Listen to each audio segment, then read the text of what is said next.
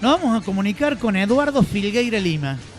Eduardo Filgueira Lima es un doctor, es un médico de la Facultad de Medicina de la Universidad Nacional de Buenos Aires, magíster en Sistemas de Salud y Seguridad Social, magíster en Economía y Ciencias Políticas, doctor en Ciencia Política de la Universidad de El Salvador, secretario de Salud del Gobierno de la Provincia de La Pampa entre 1993 y el 2002, viceministro de Secretario de Estado de Salud del Ministerio de Salud de la Nación 2002 y 2003, autor de numerosos trabajos científicos, papers, ensayos, notas de opinión y libros, y actualmente investigador de políticas públicas y docente universitario.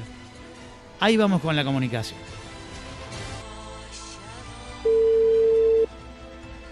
¿Hablé? Eduardo, doctor. Sí. ¿Cómo le Sí. va? Un gusto. Gabriel Gijena, de Mesa de Entrada de acá de Miramar, provincia de Buenos Aires. Un gusto, doctor, realmente.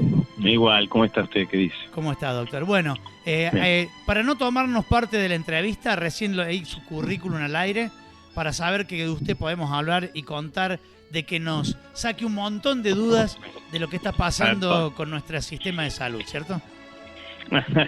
Trataremos. En todo caso, trataremos Doctor, de hacer alguna aproximación. Gracias. Porque la verdad que incluso en este lugar que estamos nosotros estamos con una confusión, porque hablaron de una vacunación histórica y hoy pasé por los vacunatorios y no había nada de gente, no hay vacuna. Entonces, lo primero que le quiero preguntar es hacerle un juego, doctor, y hacer de cuenta, por su currículum que recién leí, usted no es ningún improvisado en el tema, ¿cómo estábamos con el sistema de salud antes de la pandemia?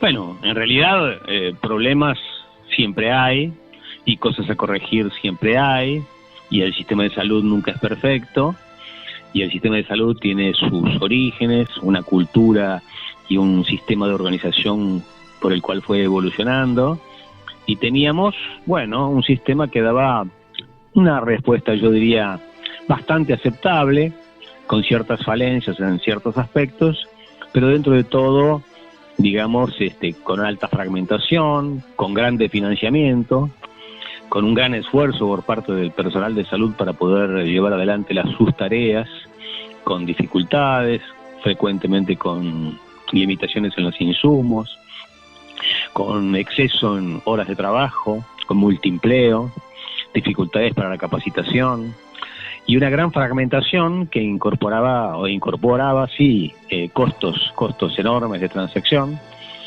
una cantidad de instituciones, seguramente más de 1000 en la República de Argentina, que daban respuesta lo mejor posible. Esto sería un poquito siempre pasibles como todo sistema social y su organización es pasible de ser perfeccionado, ¿no?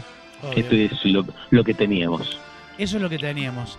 Y de repente nos vino esta pandemia, que fue algo a nivel mundial, y nos encontró con todas esas falencias, con la gran virtud de lo que es la masa de gente, el valor humano que tenemos, porque realmente es lo que nos ha llevado a por lo menos apaciguar un poco. ¿Y qué pasó? ¿Qué pasa, doctor, ahora con todo esto? Bueno, el sistema de salud, salvo alguna cuestión puntual, logró dar una aceptable respuesta. No ha habido problemas en cuanto a la asignación de camas, la atención de los pacientes. Algún caso puntual ha ocurrido, algún profesional me ha comentado que en su servicio se han encontrado con dificultades para tener que asignar algún equipo por la cantidad de gente que había, la alta demanda, ¿no? Y además en el primer periodo de la cuarentena hubo inversiones, hubo equipamiento, y el sistema de salud respondió rápidamente, se adecuó con mucha rapidez, tanto el sistema público como el sistema privado. Y realmente se pusieron, yo decía, se pusieron camas en cualquier lugar, se adaptaron las cuestiones a las mayores necesidades y no hubo faltantes importantes. Alguna cuestión puntual puede haber existido, pero en realidad el sistema de salud dio una respuesta adecuada, con un gran esfuerzo por parte de todo el personal, no solamente aquellos que están en las unidades de terapia intensiva, no solamente aquellos que estaban en guardias, no solamente aquellos que estaban en servicios de clínica, los infectólogos, epidemiólogos, etcétera, sino todo el personal en su conjunto dio una respuesta bastante satisfactoria, sobrecargado sin duda y mal recompensado como siempre. Tal cual, tal cual. Y doctor, ¿qué en su experiencia, cierto? En su experiencia, ¿en qué lo hubiera mejorado el sistema, digamos, abrirse al aporte de otras personas, escuchar el diario del lunes de otros países? Porque por ahí eso también es lo que nos faltó, ¿cierto? Nosotros veníamos con un diario de casi 2 meses, digamos, y hasta ninguneamos, ¿no? Eso lo tuvimos un diario del lunes, sí. Nosotros vimos lo que pasaba, vimos la película, sí. Vimos la película de lo que estaba pasando en otros lugares, y eso nos permitió tomarnos el tiempo para adecuarnos. De hecho, para el mes de julio, agosto del año pasado, el sistema de salud estaba prácticamente preparado para las contingencias que hubo a lo largo de todo el 2020.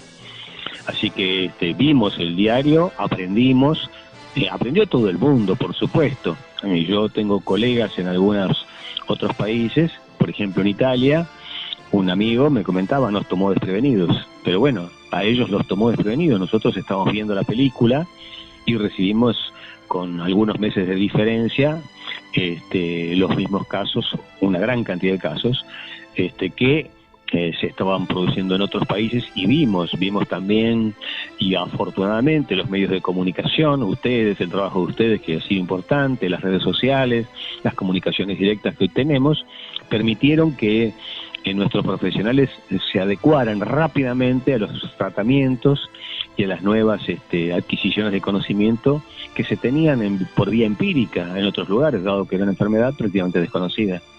Si tuvimos esa oportunidad y respondimos, el sistema de salud respondió muy bien. Yo pienso mejor, yo tenía mucho temor, sin embargo respondió mejor de lo esperado por mí particularmente, porque realmente, habiendo conflictos o problemas previos, uno debe suponer que eso debía pesar. Sin embargo, se pusieron las botas y realmente la respuesta fue muy buena.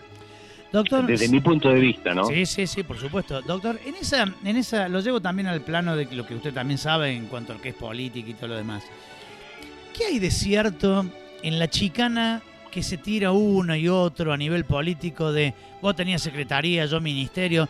Yo quiero que le explique usted desde su experiencia a la gente qué hay de diferencia entre esa secretaría que tenían antes, que se bajó, no solamente a nivel presupuesto, ¿cierto? ¿Qué es lo que podemos encontrar en un ministerio que no encontramos en una secretaría para que se termine esa pelea? El título nada más. Claro. El título. Claro. Nada más que el título, porque en realidad la estructura ministerial siguió siendo la misma. Claro.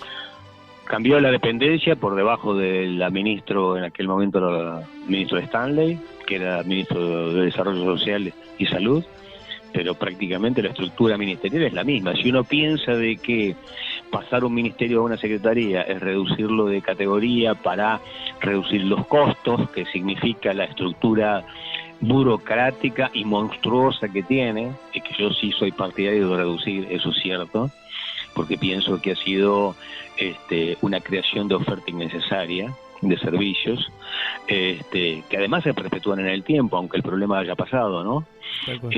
Son estructuras burocráticas que le dan trabajo a la gente, que permiten que haya un montón de empleados que se sirven más del empleo de lo que sirven a la gente. Este es un punto personal.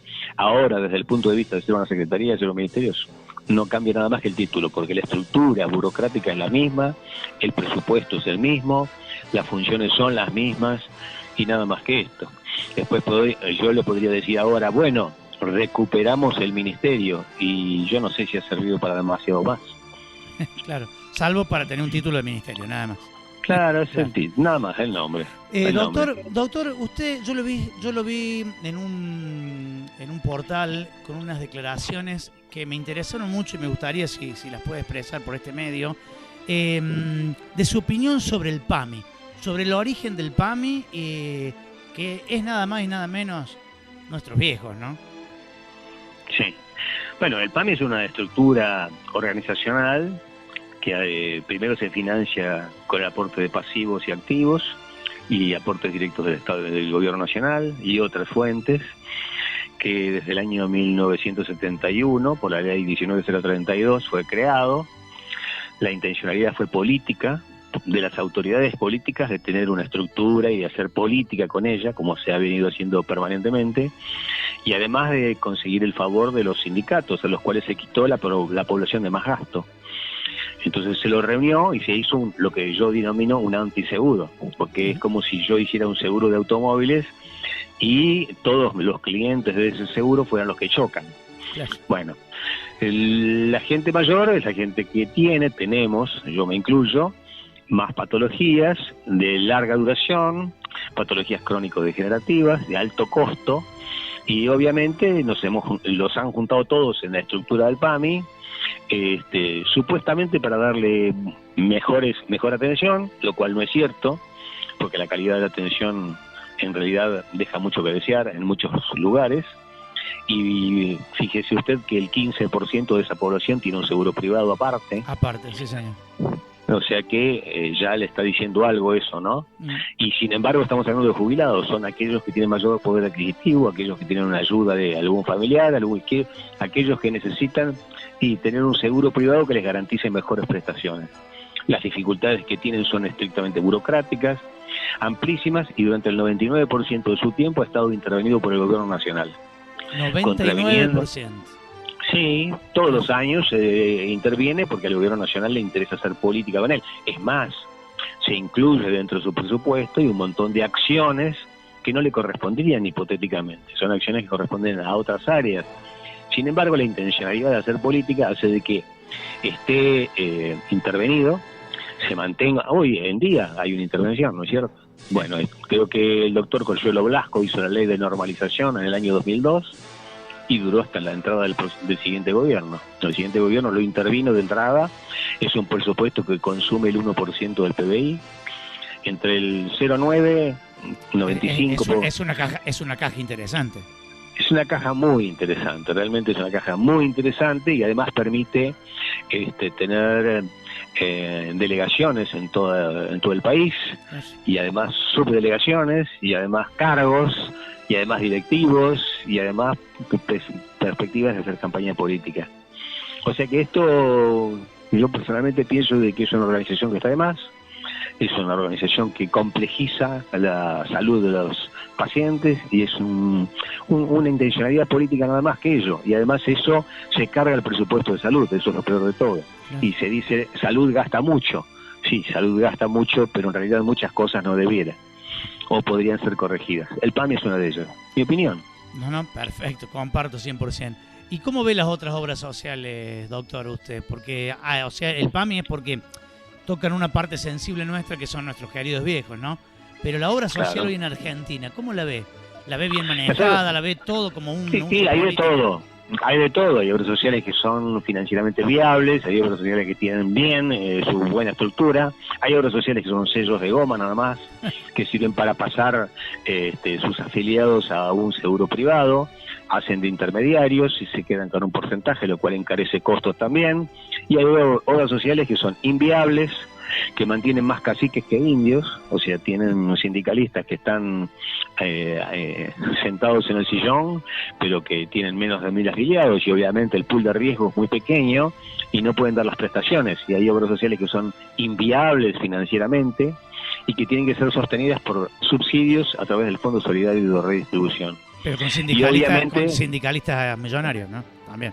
Claro, eso aparte, pero independientemente de eso, que también es cierto, mantiene a los sindicalistas en un cargo en obras sociales que no debieran existir, a lo mejor, que podrían trasladar sus afiliados a otras obras sociales, pero sin embargo los tienen cautivos, porque nuestro sistema de salud, como en muchos otros sistemas dentro de nuestro país, lo que se pretende es ser monopólico y tener a la gente cautiva. Este es un punto central. Esta población es mía y yo la manejo, y todos sus aportes y contribuciones vienen a mí y yo soy el que los asigna. Yo pienso que las obras sociales deberían entrar en competencia abierta con los seguros privados y la gente elegir dónde quiere poner su dinero. O sea, ahí me está contestando la pregunta en la que iba, que era cómo podíamos mejorar todo esto. El mercado lo resuelve sencillamente, claro, y con toda claridad.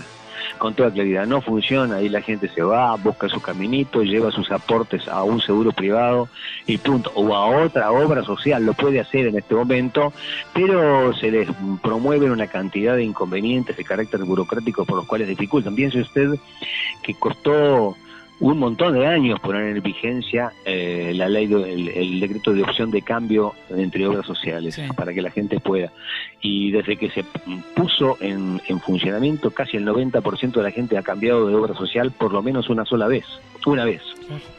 Algunos después mucho más. Después tenemos y hoy en día, obras sociales que ponen cautivo a su, por ejemplo, un IOMA con el servicio eso por supuesto, que dan y está. No, eso por supuesto, esa es otra, ¿no? Además, la obra social de la provincia de Buenos Aires tiene la gente cautiva, tiene imposibilidad de transferirla a otras obras sociales, eso pasa con todas las obras sociales. Otra linda cajita. Provinciales.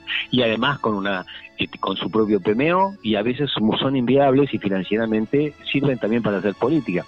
Entonces yo pienso de que deberían que permitirse que la gente vaya a donde quiere, porque la libertad de elección de la gente hace que las instituciones se blanqueen, se clarifiquen, se diga, bueno, esta sirve porque da respuesta a la gente y esta no sirve, y la gente se fue. Y estamos en el tema de la opción de cambio, después de 25 años que costó ponerlo en funcionamiento, y hace 15 que está en funcionamiento pleno, ahora los sindicalistas están pidiendo que se dé marcha atrás y que la gente no tenga la posibilidad de tener la opción de cambio. Eso es avances y retrocesos, y porque hay muchos intereses, ¿no? ¿Quién gana con todo eso, doctor? ¿Quién gana con todo eso? Por supuesto, quien tiene a la gente cautiva. Claro. Quien tiene a la gente cautiva.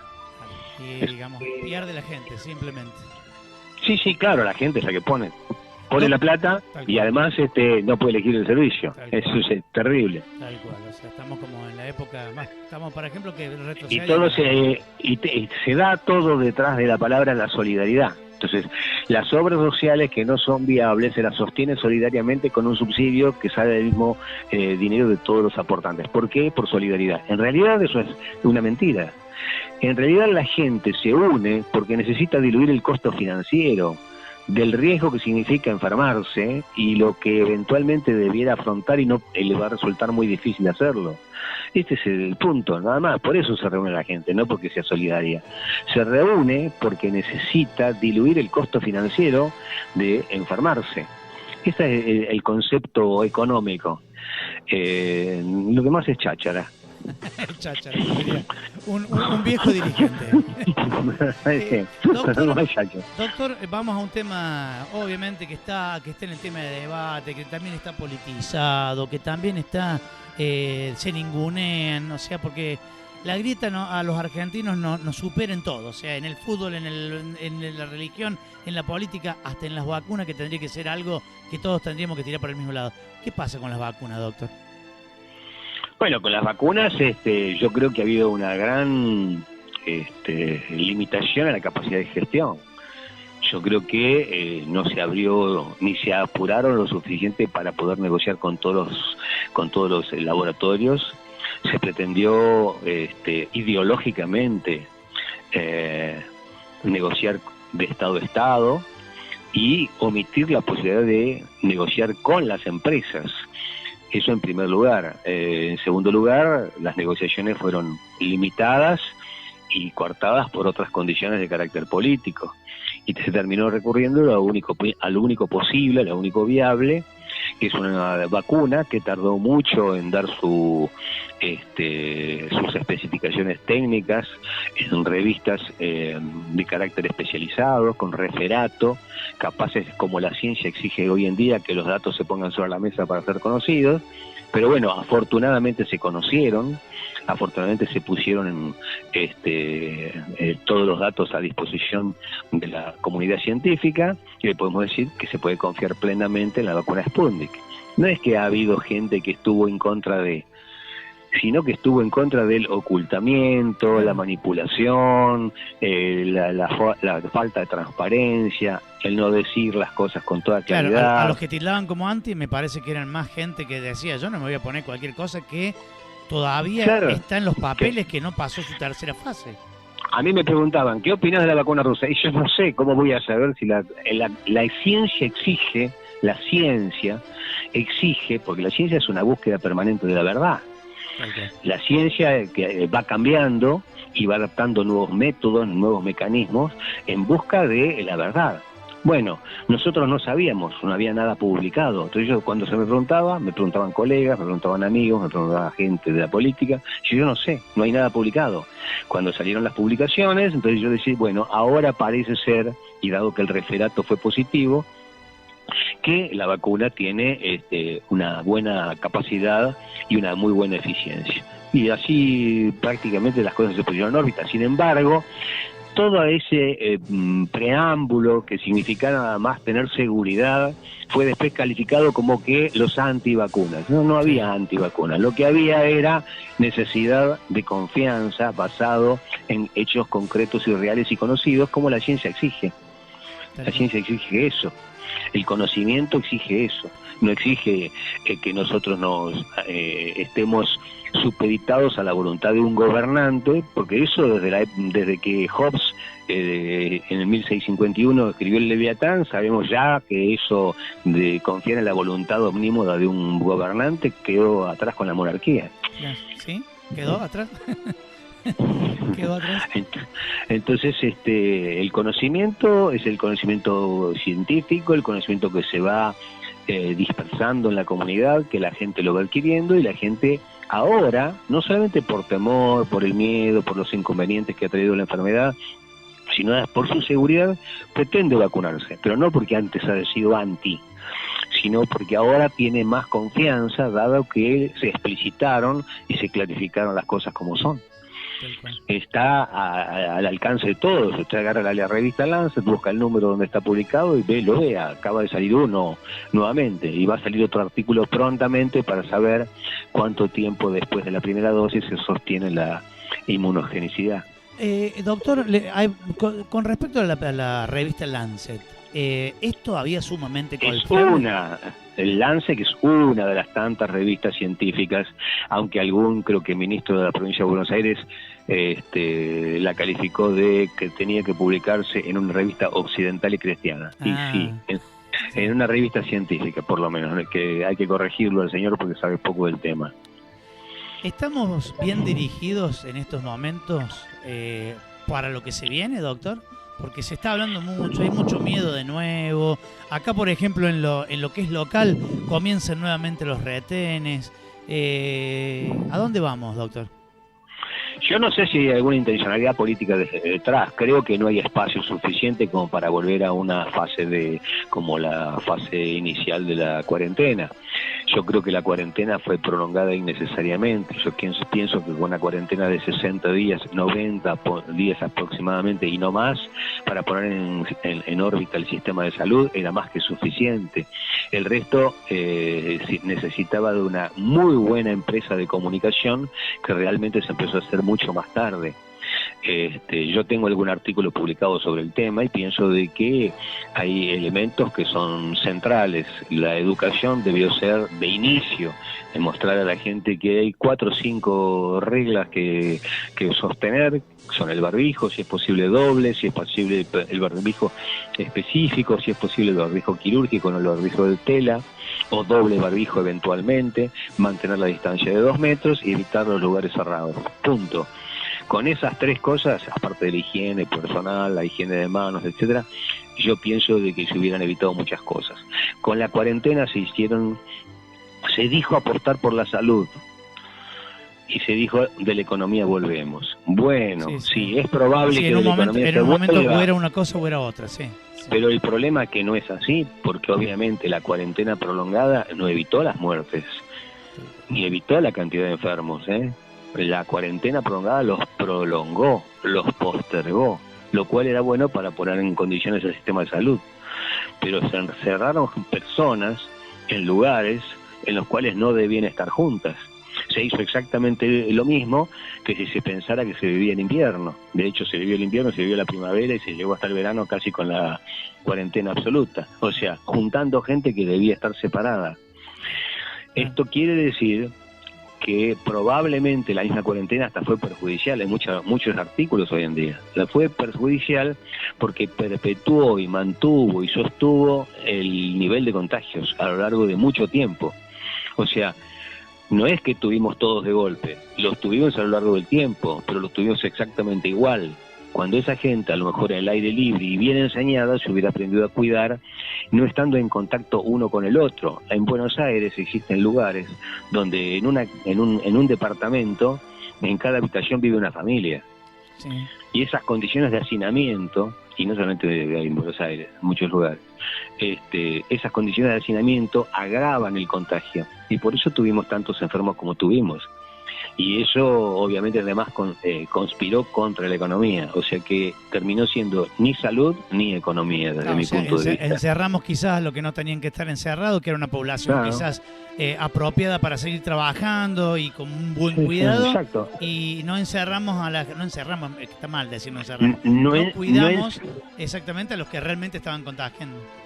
No enseñamos a cuidarse a quienes debían aprender a cuidarse rápidamente. Pero en eso, doctor, en eso tenemos que hacer mea culpa los medios también, porque hasta en el día de hoy uno escucha por medio cada cosa. O sea, empezamos con una tacita de té y hoy por hoy, si uno le pregunta y si uno pone y se pone a hacer zapping en 5 canales distintos hablando del COVID, son 5 libros distintos de cómo contagia, hasta dónde va, hasta cómo va. Un día que no podés tocar las cosas, otro día que las cosas no la dan.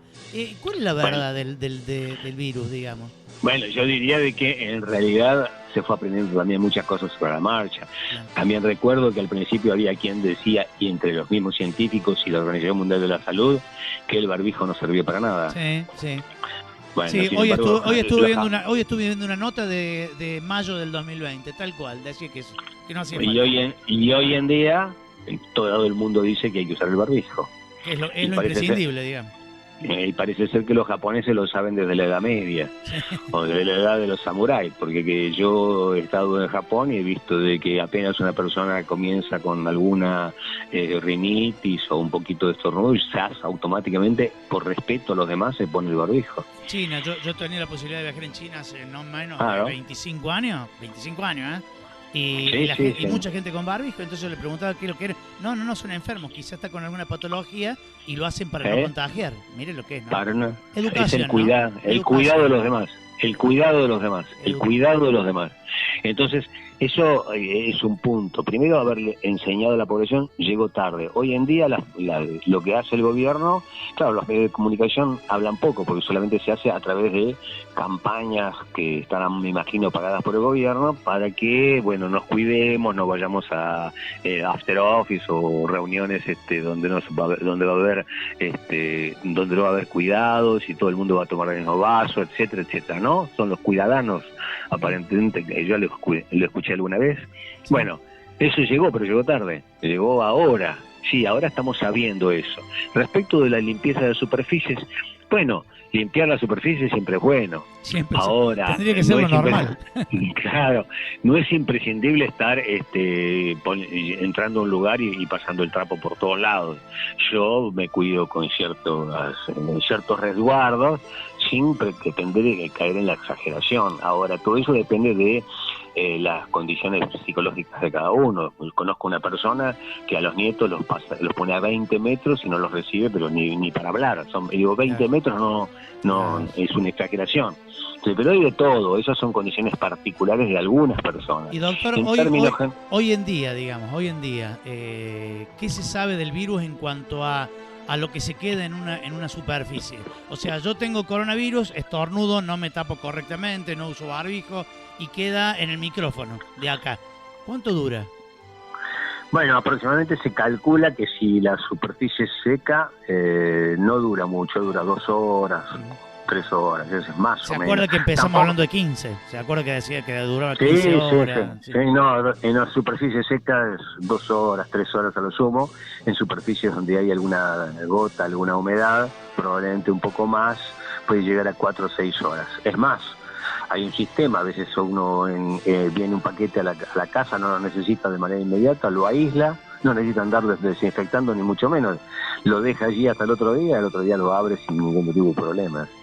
O sea, algo. ¿Por qué? Porque el virus puede ser que esté, pero está muerto, porque no ha tenido posibilidades de replicación. Este es el punto. El virus, si no se replica, se muere.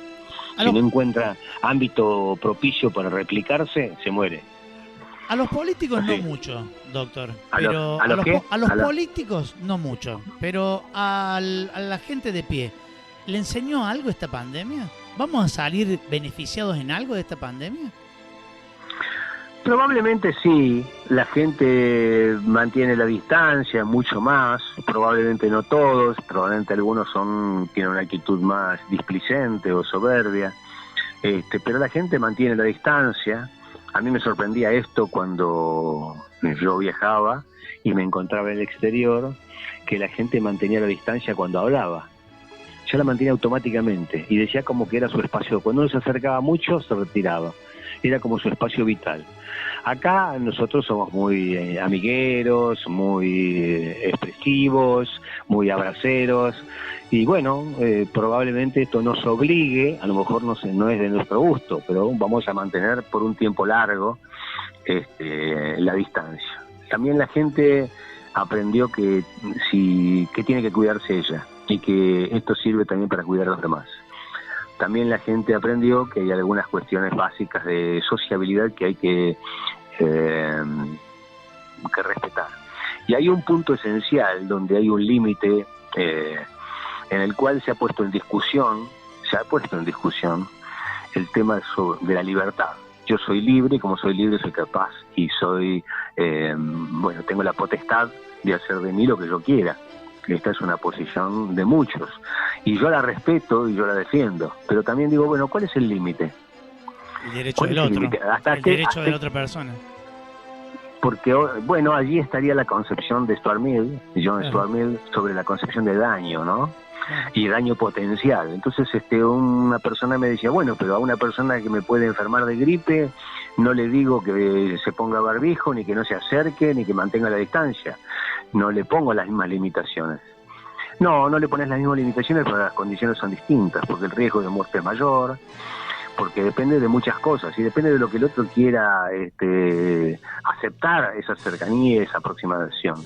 Creo que se pone en discusión un punto central, que es, bueno, ¿qué es la noción de daño? ¿Cuáles son las... Un amigo mío me decía, bueno, yo no me voy a vacunar porque yo con mi cuerpo... Pero ¿hasta dónde aceptás esa libertad? Y sí, yo acepto ponerme barbijo. Entonces hay algún límite.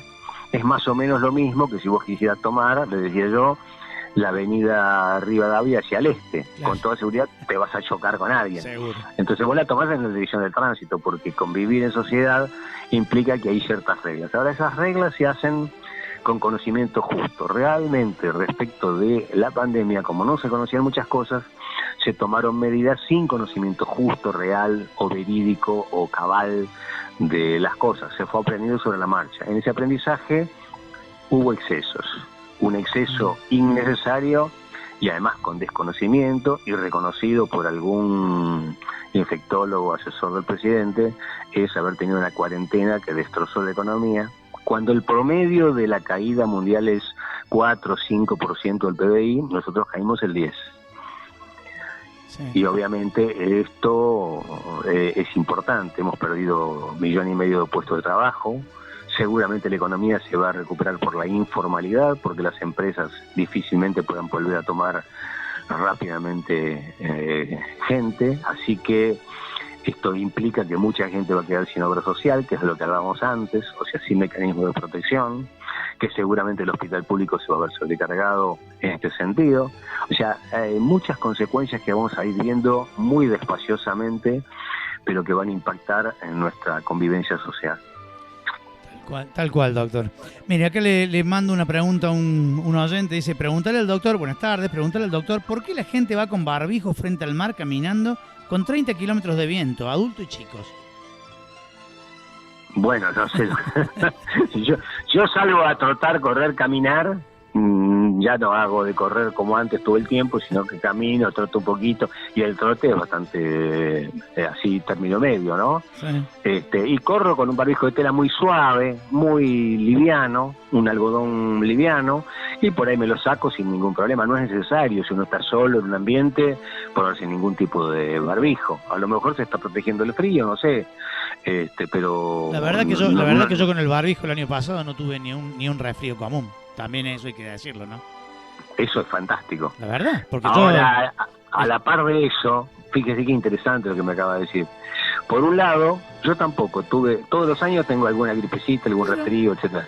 El año pasado absolutamente nada. Pero a la par de eso, como mucha gente no ha tenido resfríos, tampoco ha hecho los controles de sus enfermedades. Tal cual. Y este año se esperan aproximadamente entre 5 y 6 mil casos de infarto. Acaba de infartarse un amigo mío hace 2 días, casualmente. ¿Por qué? Porque no ha hecho los controles, no ha ido a su cardiólogo, ha tenido una molestia y lo ha dejado pasar por estar encerrado, por temor a ir a un hospital, por temor a ir a un centro de salud, por temor a contagiarse del COVID. Y bueno, y esto trae un adicional de enfermedades que obviamente no eran esperables. Dígale al oyente, o me dirijo al oyente para decirle que realmente no sé por qué la gente corre frente al mar con un barbijo puesto, no es necesario que lo haga, creo que es una exageración, a lo mejor tiene miedo de cruzarse con alguien, pero esto no es, para contagiarse tiene que haber algún contacto estrecho, cierta cercanía, que le hablen en la cara a menos de 2 metros, tener la facultad de aspirar el aire que el otro exhala, hacerlo por un tiempo más o menos y que no exista viento, porque si hay viento del mar me imagino que la dispersión de los virus es tan grande que es imposible o muy improbable de que lo contagien. Sí, más que nada, doctor, también hay que ver, usted creo que no... ¿Cuál es su especialidad, doctor? ¿Cirujano? Mire, yo... de todo.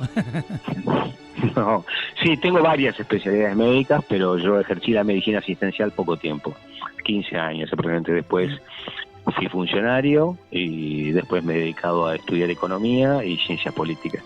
A esto, ¿sabe por qué le pregunto? Porque una de las partes más graves que creo que ha dejado también esta pandemia es la cabeza de la gente. Hay niños hoy, hay niños chiquitos, sí, de que no se quieren acercar a nadie, que te tienen miedo, que vos... Antes uno como le gustaba, digamos, cuando el chico te sonreía, qué sé yo, le acariciaba la cabeza, ahora le acaricia la cabeza y sale corriendo, llorando. Eso también nos ha hecho mucho mal, me parece, ¿no? Bueno, háblelo con cualquier psicólogo y los trastornos se están llenando de plata. aunque atienden por Zoom, dicen que es impresionante, no tienen tiempo entre pacientes y pacientes. La cantidad de trastornos que ha traído el aislamiento, la soledad, se han agravado. No tenemos las cifras, pero se habla de un incremento en los suicidios. Hay un montón de problemas graves realmente, y los psicológicos que no están resueltos y no están puestos de manifiesto, evidentemente, pero usted habla con los psicólogos y ellos le dicen la cantidad de consultas que tienen es innumerable y de todo tipo. Los problemas de tipo matrimonial, las parejas, los problemas de tipo matrimonial, la cantidad de gente que se ha separado. La gente ha tenido dificultades en la convivencia, la alteración de las relaciones formales habituales de cada uno, los problemas de tipo laboral, la adaptación a las nuevas formas de trabajo, el teletrabajo, etcétera. No ha sido fácil. Y la soledad y las angustias y el no encontrarse tiempo para uno mismo, o mejor dicho, el tener demasiado tiempo para uno mismo y el exceso de tiempo ponerse a pensar cosas que a lo mejor en otras oportunidades pasaban desapercibidos, con el esparcimiento, las salidas, etcétera, etcétera. Así que realmente las consecuencias han sido graves. Creo que recién ahora en el último discurso el presidente dijo, sabía las consecuencias que tenía. Y yo creo que desde el punto de vista político, aunque pueda haber intenciones de volver a alguna forma de confinamiento, personalmente creo que no hay espacio. La gente realmente se va a rebelar si se pretende confinar. Sí es cierto que el aislamiento se mantiene, pero el aislamiento es una cosa normal. Aislarse significa, bueno, salir lo necesario y estar a distancia, ponerse el barbijo y no estar en espacios cerrados dentro de lo posible. Pero algo, doctor, algo tendríamos que haber aprendido. De nuestros dirigentes algo tienen que haber aprendido, de no pueden de nuevo encerrarnos a todos, sabiendo de que no fue bueno, de que hay, digamos, daños colaterales tremendos, que era lo que estaba hablando recién usted. O sea, algo tienen que aprender, porque es muy fácil.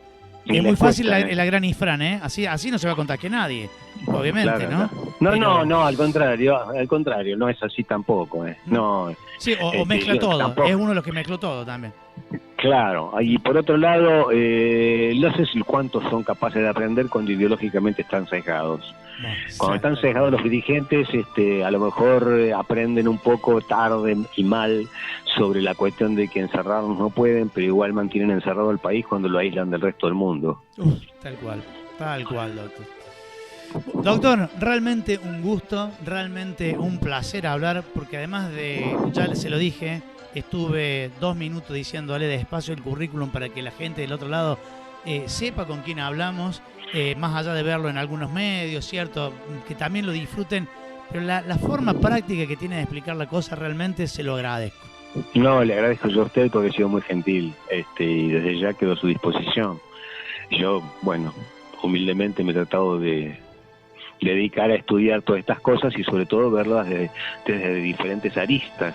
Pienso que la medicina es una cara de lo poliédrico que son las políticas públicas, o sea, es solamente una cara. Entonces yo he tratado de verlo desde el punto de vista de la economía, desde el punto de vista de la actitud política, de las políticas públicas, etcétera, etcétera.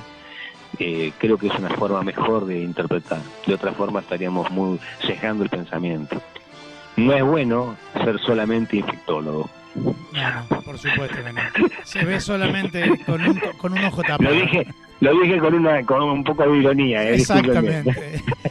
Doctor, Eduardo Filgueira Lima, realmente un placer, un gusto y obviamente, si nos permites que sea materia de consulta para cualquier cosa, se lo vamos a agradecer. No, estoy a su disposición, ha sido muy amable, muchas gracias. Muchísimas gracias, doctor. Muchísimas gracias, buenas tardes.